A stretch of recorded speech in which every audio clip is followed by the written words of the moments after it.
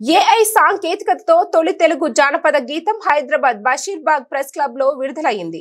రోజురోజుకి మన జీవితంలో భాగమవుతున్న కృత్రిమ మేధ ఇప్పుడు మన తెలుగు జానపద గీతాలు కూడా పాడేస్తుంది.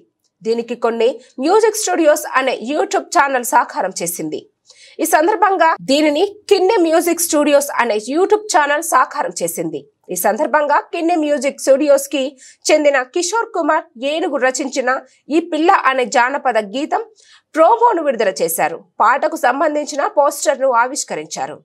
ఈ సందర్భంగా కిషోర్ కుమార్ మాట్లాడుతూ ఈ సాంకేతిక పరిజ్ఞానం ద్వారా నిమిషాల వ్యవధిలో పాటలు సృష్టించడం సాధ్యమవుతుందని చెప్పారు. సరైన పదబంధాలతో రచించిన పాటల ద్వారా భావాలను వ్యక్తీకరించే అవకాశం లభిస్తుందని తెలిపారు.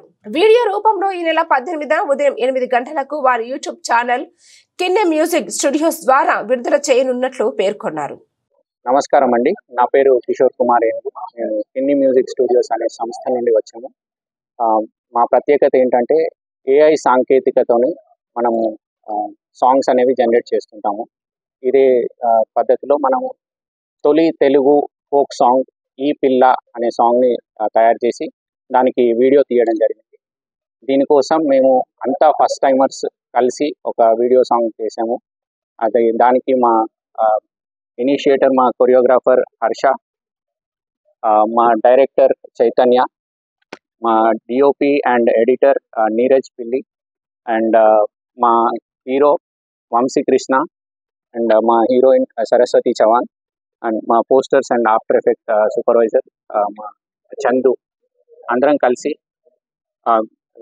మేమంతా బృందంగా ఏర్పడి ఈ సాంగ్ని చిత్రీకరించి మన జనాలకి భిన్న బాహుల్యంలోకి తీసుకెళ్లాలని ప్రయత్నిస్తున్నాము.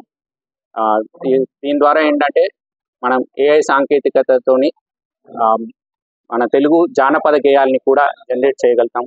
దీనికి ముఖ్యమైనది ఏంటంటే